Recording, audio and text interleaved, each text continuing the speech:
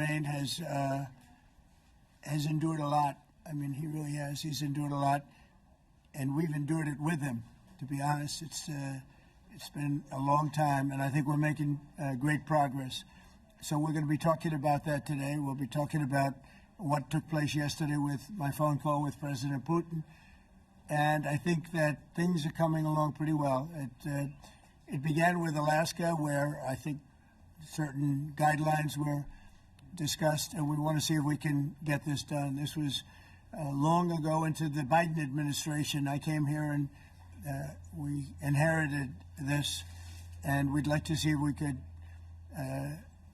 finish it, end it. We want it ended. So many people have died in this war, and we're gonna get it ended. So I just want to thank you all very much. If you have a couple of questions, go ahead, please.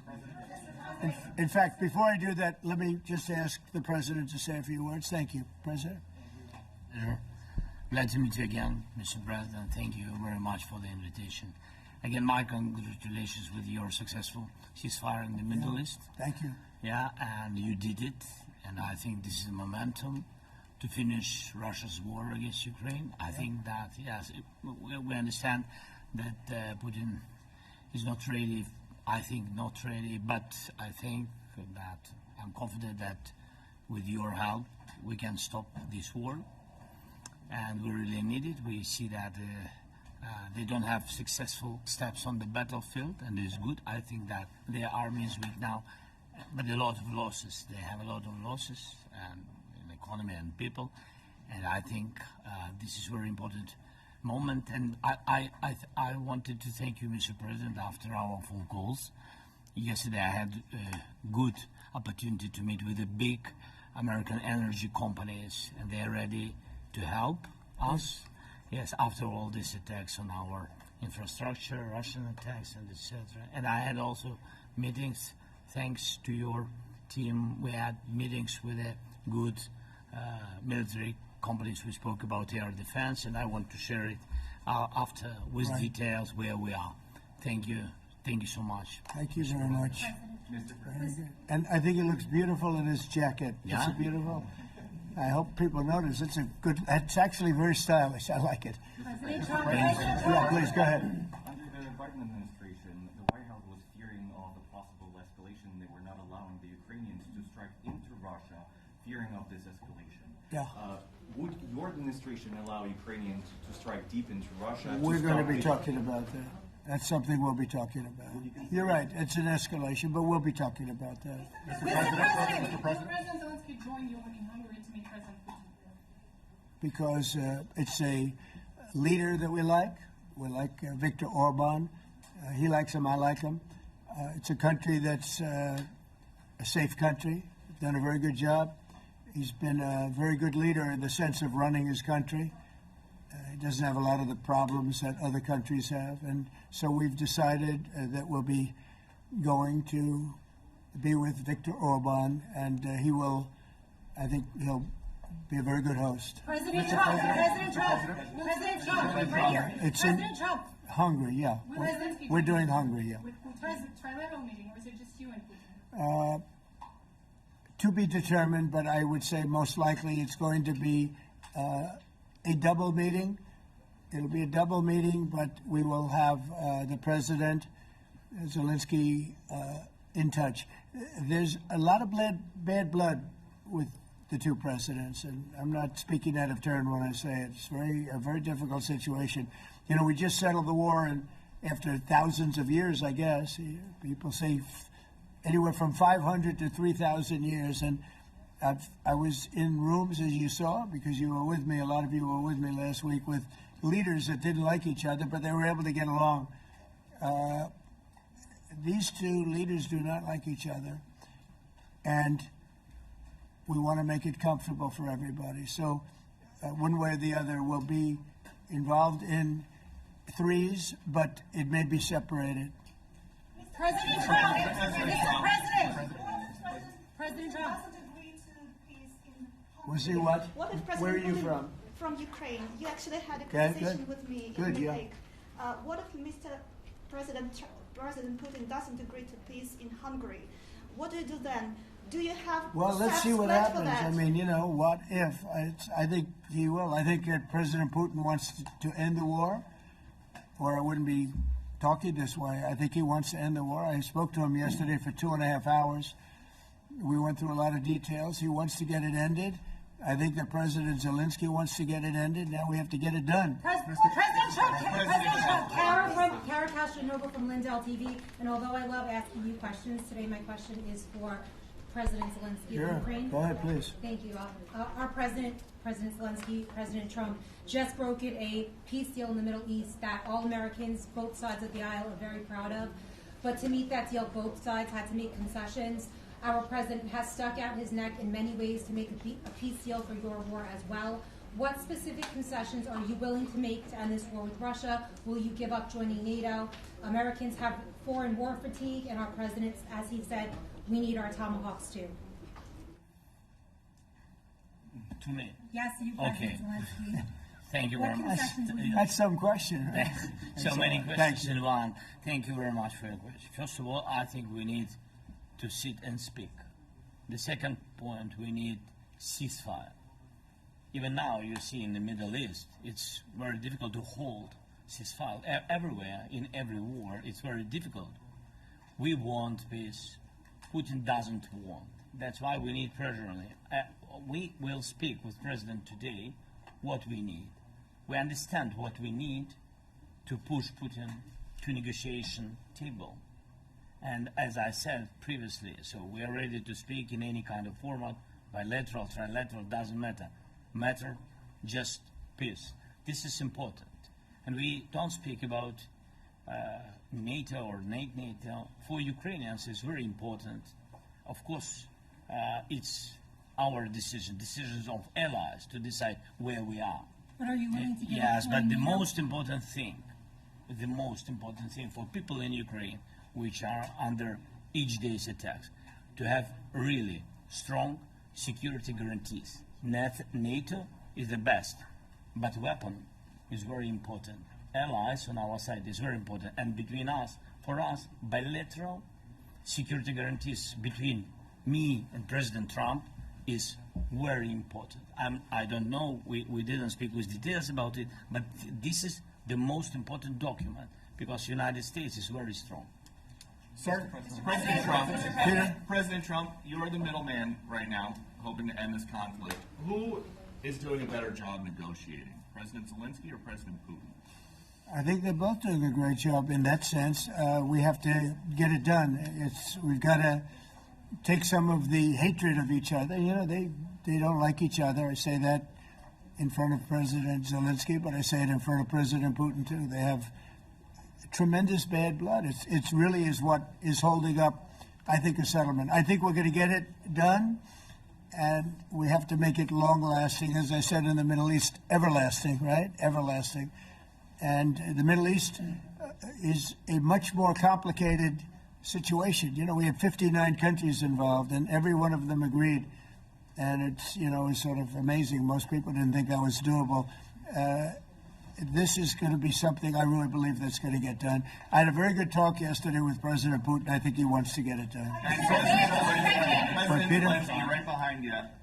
When we were in Israel with President Trump earlier in the week, we heard a lot about the difference in diplomacy between President Trump and President Joe Biden before him. What do you see as the biggest difference in diplomacy between President Trump and President Biden? President Trump has a big chance now to finish this war. President Biden now is not the president, so he doesn't have a chance to finish this war. And President Trump is really showed for the world that he can manage ceasefire in Middle East, and that's why I hope that he will do this, and we will also have such big success. For Ukraine, it's a big chance, and I hope that President Trump can manage it. I would say the biggest difference is one is extremely competent and the other one is grossly incompetent. Sir, a few weeks ago in New York, when you two met, you said that you think Ukraine could ultimately take back all the territory that it's lost so far. Do you still think that's the case, or do you think there'll have to be some sort of You swap never of know. Look, territories? you know, war is very interesting. You never know, do you? You just never know. With war and peace, but you never know. Please. Russia calls Tomahawk supply to Ukraine as an escalation, yet it continues using similar cruise missiles like Caliber and Yeah. even Who are you nuclear- with? Who are you with? Ukraine. You, Ukraine? Yeah. But Russia continue even using the cruise missiles and also nuclear-capable ballistic missiles in Ukraine since 2022. So do you consider providing Ukraine with the Tomahawk or similar missiles as an opportunity to equalize the possibilities of Ukraine and Russia and push Moscow to the negotiation Yeah. table? Sure. We're going to be talking about that. That's why we're here. Okay? Fair question. Exactly as he told you to say it, but we're going to be talking about it. Okay? Yeah, please. What is your message to India and Hungary, who is still refusing? You said India and Hungary? That's an India interesting. and Hungary India and refusing Hungary. to It's stop an interesting buying, combination. refuse to stop buying Russian oil. Well, India is not going to be buying Russian oil anymore. And Hungary is sort of stuck because they have one pipeline that's been there for years and years and years, and they're inland. They don't have sea. They don't have sea. And I spoke with the very great leader of Hungary, and they are, it's very hard for them to get oil. I understand it. Hungary's in a very interesting position because they can't have ports. They're surrounded by land. So we'll see what happens there. But India will not be buying oil from Russia. And they've already de-escalated, and they've more or less stopped. They're pulling back. They bought about 38% of the oil, and they won't be doing it anymore. President Trump has been helping you in achieving peace in Ukraine. Who has? First Lady Melania Trump Yeah. has been helping in returning abducted Ukrainian children from Russian captivity. President Zelenskyy, do you appreciate those efforts? How do you assess them? And did you ask her to step in and to help you? No, she wanted to do it. She's felt very strongly about the children, and she's done a really good job, I think, in bringing it to the fore. We have a lot of children involved. Now, it's some people say it's 20,000, and some people say it's 300. There's a big difference between that, so nobody really knows. But she felt very strongly about the children. She thinks about the children all the time. President Trump, if you okay Tomahawks to Ukraine, what's going to happen if the United States is in a conflict and we need the Tomahawks? Do we have Well, enough? that's a problem. We need Tomahawks, and we need a lot of other things that we've been sending over the last 4 years to Ukraine. We've been, we gave them a lot. Now we have a different situation. We send it to the European Union. They pay for it and all that, and they have plenty of money. But it's beyond the money. We need Tomahawks, and we need a lot of other weapons that we're sending to Ukraine. One of the reasons we want to get this war over is exactly that. It's not easy for us to give. You're talking about massive numbers of very powerful weapons. So that's one of the things we'll be talking about. Hopefully they won't need it. Hopefully we'll be able to get the war over with without thinking about Tomahawks. I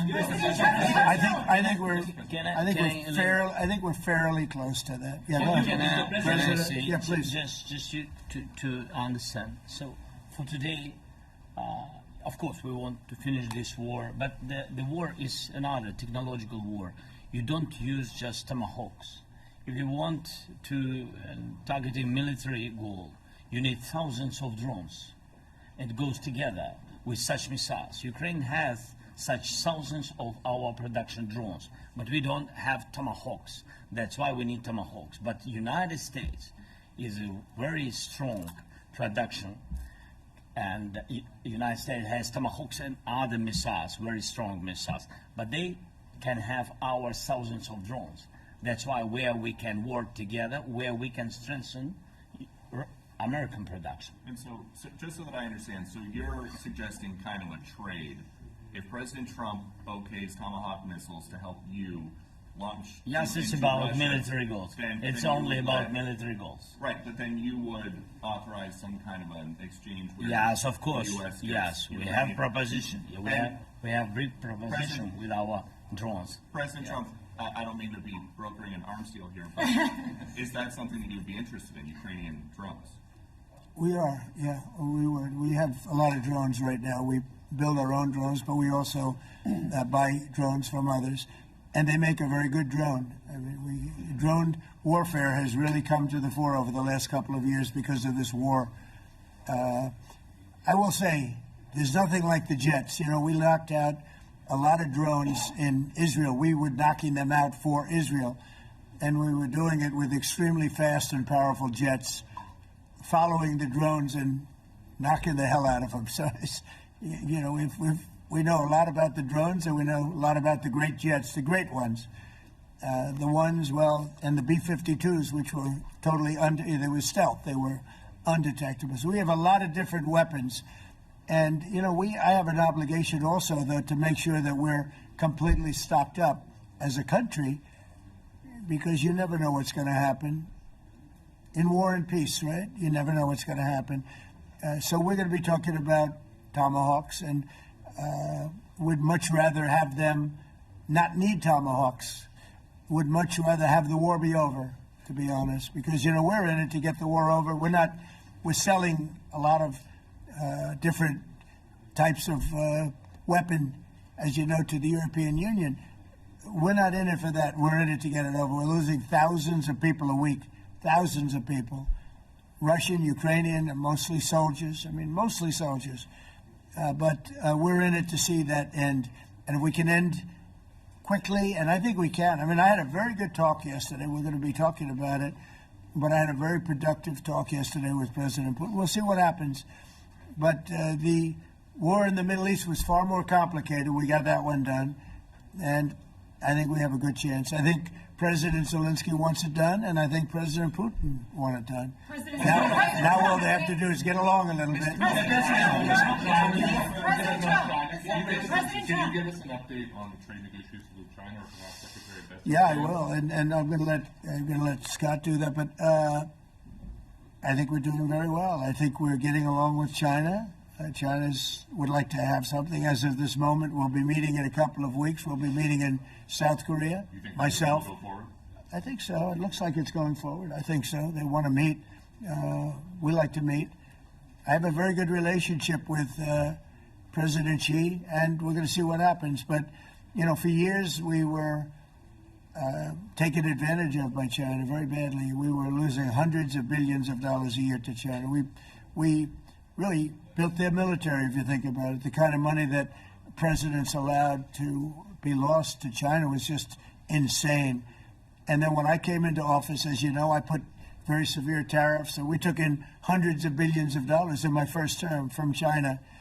Biden let that go because it was so much. He let it continue, but he gave all sorts of exceptions. And by the time you looked at it, Scott, I would say it wasn't the same thing. He would give an exception for anything. If you got up and went out to dinner, he'd give you an exception. So it wasn't the same thing. But I put on very serious tariffs. So we took in hundreds of billions of dollars, and then I left office. The election was rigged. I left office, and that was the story. Now I come back, and we are in a very strong position because of tariffs. We're in a very powerful position because of the fact that we have tariffs. If we didn't have tariffs, we would be in a very weak position. We would be in a weakened state. But with tariffs, we've made hundreds of billions of dollars, not only from China, but from others. And China wants to talk, and we like talking to China. So we have a very good relationship, and we're going to be meeting in South Korea a couple of weeks. And I just got back from a long trip. I'm going on another long trip. And Scott, you want to say a few words on that, please? Yes, sir. So the entire relationship stems from the great respect that the two leaders have for each other. China did a substantial, unprovoked escalation last week. We were unable to get in touch with them since then. It's been IMF World Bank Week. They have had working level people here. There have been meetings. The Vice Premier, who is my counterpart, and I will be speaking this evening. at around 8:30, 9 o'clock.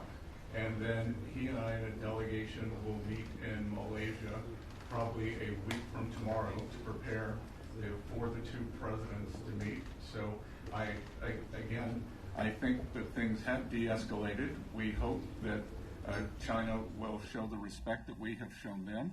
And I am confident that President Trump, because of his relationship with President Xi, will be able to get things back on a good course. Is the hope for that meeting with you and President Xi some kind of trade deal then? Or Could be. Look, I think we're in a very strong position. We're getting, as you know, as of November 1st, I could move it up if I wanted, a 100% tariff over and above what we get now. So that would make it about 157%. And China doesn't want that, and they want to talk, and we're talking. And I think we'll make a deal that will be good for both. I think we will do something. But you have to understand, we never got anything from China. It was a one-way street. For many years, for decades, it was a one-way street. And they became rich because of the United States. And frankly, presidents that, let's be nice, they didn't know. They just didn't know. They didn't understand what was happening to them. But I understood it. I understood it long before I ran for politics. I used to watch in amazement at how stupid our country was, how stupid they were. And we're not stupid anymore. And that includes with the European Union, that includes with Japan and South Korea. All we want to do is be treated fairly. But the fairly is hundreds of billions and even trillions of dollars coming into the United States. And it's our national security is secure because of tariffs. If we didn't have tariffs, we would have no national security. So it's very important. Will you seek China's help in ending the war in Ukraine? Do you need them to put pressure on Russia? I'll be discussing that, but I'd love to see it ended before that. I mean, I think we have a chance of ending the war quickly if flexibility is shown on behalf. And again, we're not losing people. The United States is not. We're not losing people. We're not spending money. We're getting paid for the, ammunition and missiles and everything else that we're sending to the European Union, but to NATO. But it's very similar. If you look at the countries, I mean, it's very similar. And we just made a very fair trade deal with the European Union, and what we wanted, and we made a very good deal with NATO too. They pay for all of this. That's not what we're in this for. We're in it to save thousands of lives every week. Thousands and thousands of lives. That's why we're in it. And I think we have a very good chance of bringing this war to a conclusion. Mr. President, and your cabinet has done honestly an excellent job. I think that a lot of people could agree to that. Thank you. I'm speaking as someone who lost my father in a war, so I know the human cost. What would your advice be to American leaders, to world leaders, to neocons, to TV hosts who often speak about conflict in abstract or strategic terms rather than the human cost and the human terms? Look, my only statement is we have to get together. It's a very small group of people. It's the president, and the president. Okay, 3 presidents. And I'm the mediator president. And I'm mediating not an easy situation. It should be easy, but it's a lot easier when people understand each other, when they get together, and when they like each other. We don't necessarily have that situation as far as like is concerned. Maybe it can turn around. Maybe it can. But in the meantime, we'll have them keep a little bit of distance, and we're going to see if we can get it done. This is number 9, okay? This will be number 9 for me. I've solved 8, including the Middle East. I've solved 8. This, I thought, would have been among the easiest. President Putin mentioned yesterday Armenia, all of the different wars. He said it was amazing but the big one that he was surprised that we were able to settle was the Middle East. He thought it was incredible. He was very generous in that sense. This should be something we're able to settle, and I think we will be able to settle. Brian. On that note, you will go down as the peacemaker, no doubt, and you will resolve this war. Well, we resolved 8 others. It's funny how people say that. If you get this one, every time I do one, they forget about that one. I solved 8 wars. Go to Rwanda and the Congo, talk about India and Pakistan. Look at Thailand. Look at all of the wars that we solved. And every time I solve one, they say, if you solve the next one, you're going to get the Nobel Prize. I didn't get a Nobel Prize. Somebody got it who's a very nice woman. Very nice. I don't know who she is, but she was very generous. So I don't care about all that stuff. I just care about saving lives. But this will be number 9. But every time I solve one, they said, sir, if you solve one more, you're going to be known as a peacekeeper. So to the best of my knowledge, we've never had a president that solved one war. Not one war. Bush started a war. A lot of them start wars, but they don't solve the wars. They don't settle them. And especially when they have nothing to do with us. I saw almost, I guess, just about all of these wars had nothing to do with us. But I saved tens of millions of lives. The Prime Minister of Pakistan said, I saved millions of lives in interceding on Pakistan. And you look at Pakistan and India as an example. That would have been a bad one, 2 nuclear nations, right? So I say this. This is pretty much the last one, although I do understand that Pakistan attacked, or there is an attack going on with Afghanistan. That's an easy one for me to solve if I have to solve it. In the meantime, I have to run the USA, but I love solving wars. You know why? I like stopping people from being killed, and I've saved millions and millions of lives, and I think we're going to have success with this war. Wait, please. President Zelenskyy, this is your 3rd time over here. By the way, you look excellent. Thank you, sir. Thank you. This is your 3rd time here. How different sitting across from the president is this time versus the 2 previous times here at the White House? And how confident are you, hearing the success rate of solving these prior wars, that he can get this war solved? First of all, about suit. The same suit because the same president. It's very simple. The next president will have another suit. Yes. About our relations with President Trump, I think we have important dialogues, and I think we begin to understand each other. Yes, and I know that President is briefed very well about the situation in the battlefield, and he knows a lot what's going on the battlefield in Ukraine, and I think it really helps when you know a lot of things, a lot of details about one or another war. It helps a lot, but we are still in a war, and I hope we can manage. I think it's important. Countries are not meeting their commitment. You pointed out Spain. They said that it's impossible. No, Spain has not come through. No, Spain has not been loyal to NATO. Spain has been, they're the only one. Everyone went up to, as you know, I mean, you were at 2% and they all went up to 5%, but Spain disagreed with that. I think Spain should be reprimanded for that. I think it's very bad that they did that, but that's up to them. That's up to NATO and Spain. They cannot be expelled from NATO. Can they or not? They cannot, according to the treaty, but they also claim that they are protected by the European Union umbrella for trade. Well, the other people, many of the other countries are in the European Union too. They're not complaining, right? That's of interest. Yeah, please go ahead. Do you think you can carry the momentum from the Middle East deal over to this deal? And I if do. so, how does that move the needle? Yeah, I do. I think we carry a lot of momentum, a lot of credibility. Getting Middle East done was very important. Nobody thought it could be done. That was one nobody thought could be done, and we got it done. And a lot of that was the big hit that we put on Iran with respect to the nuclear. They took that was an unbelievable military maneuver, the B-2s, and many other planes involved, by the way, but the B-2s. Yeah, I think nobody expected that to happen, and you know we had 59 countries involved, and these were countries very diverse. You had Arab, Muslim, Jewish. You had every country, Christian. You had every country, many countries involved, and we got that done. And we got it done pretty swiftly after we set the table properly. We had to set the table properly. This should be one that we get done. And I think the table is set properly here now. too. And it'll be a great honor. It'll be a great honor to get it done. And the Ukrainian people are great, and the Russian people are great.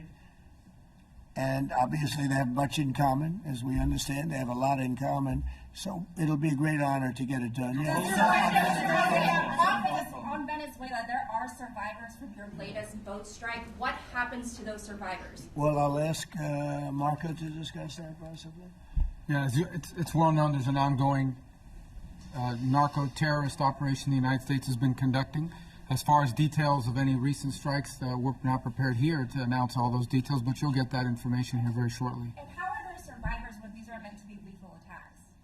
Yeah, again, I mean, we're undertaking these operations against narco-terrorists. That's what these are. These are terrorists. Let's be clear.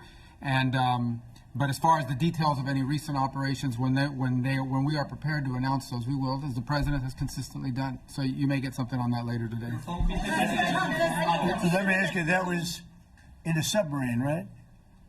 We attacked a submarine, and that was a drug-carrying submarine built specifically for the transportation of massive amounts of drugs. Just so you understand, this was not an innocent group of people. I don't know too many people that have submarines, and that was an attack on a drug-carrying, loaded-up submarine. Yeah. On Putin, is it your belief, as Mr. Zelenskyy said yesterday, that the threat of Tomahawks and costs, as Secretary Hicks put it, is that bringing him to the table, the fact that it's kind of a carrot and stick? I don't know what's bringing him to I think he wants to make a deal, that's all. I can't tell you what's bringing him. Sure, that's the threat of that is good, but the threat of that is always there. Tomahawks are very dangerous weapons. They're incredible weapons. If you like warfare, it's one of the most accurate. You know, we hit 30 Tomahawks in Iran after the B-2s did their damage. We sort of gave it a little capper with 30 Tomahawks from a submarine, quite far away actually, but they're an amazing weapon. They're a very powerful weapon, but they're a very dangerous weapon, and it could mean big, escalation. It could mean a lot of bad things can happen. Tomahawks are a big deal. But one thing I have to say, we want Tomahawks also. We don't want to be giving away things that we need to protect our country. We have a very strong country right now. We have a strong military. We have the greatest military in the world. We have the greatest weapons in the world. I want to get this war over. Yeah. Putin-Trump tunnel to connect Russia and Alaska. Are you interested? I just heard about it. A tunnel from Russia to Alaska. I just heard about that one. That's an interesting one. We'll have to think about that. I hadn't heard that. We just did a nice road in Alaska. It's going to get us to a lot of minerals, and we have a piece of it, a good piece of the ownership because of the fact we made it possible. But this came up yesterday, a tunnel from Russia to Alaska. That's an interesting. What do you think of that, Mr. President? Do you have any ideas? How do you like that idea? I'm not happy with this. I don't think you're going to like it.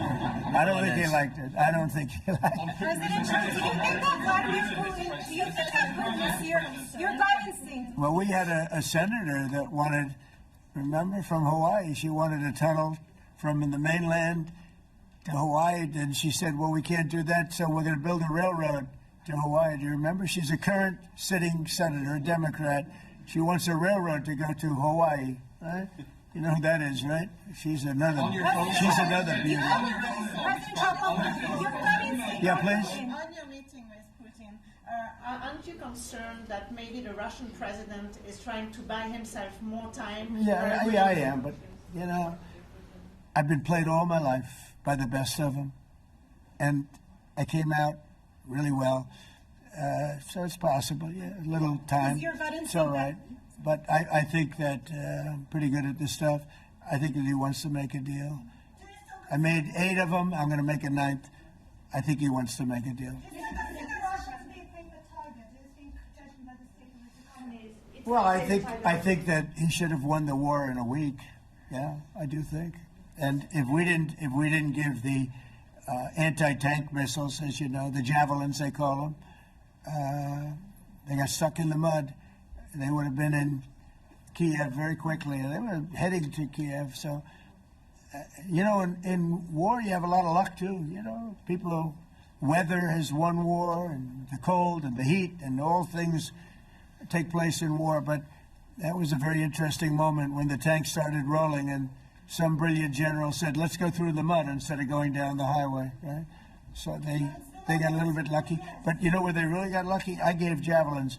That wasn't given by Barack Hussein Obama. He gave them sheets. You know, there's a statement.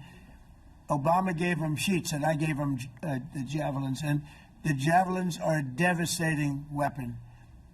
And that wasn't given by Obama. That was given by Trump, because at the time it was Obama. That was given by me. So it was like one of those things. And you had hundreds of them. They're a devastating weapon. We have a lot of devastating weapons. I'd rather not use them. But that was a big moment. You know, when the tanks got stuck, they got stuck. And call it luck or call it talent. I'm not sure what you'd call it, but it was a big moment in time. Do you think Democrats will give you credit? Do you think Democrats will give you credit when you finally end this war, like they did with the war in the Middle East? And I think right now the Democrats are really damaged, mentally damaged. They want to take $1.5 trillion with a T, $1 trillion, and give it to people that invaded our country. They came into our country illegally, from prisons, from mental institutions, gang members. They want to give them health care and take it away from our citizens. We're not going to do that. $1.5 trillion they want to destroy. They want to destroy our health care system. We're not going to let that happen.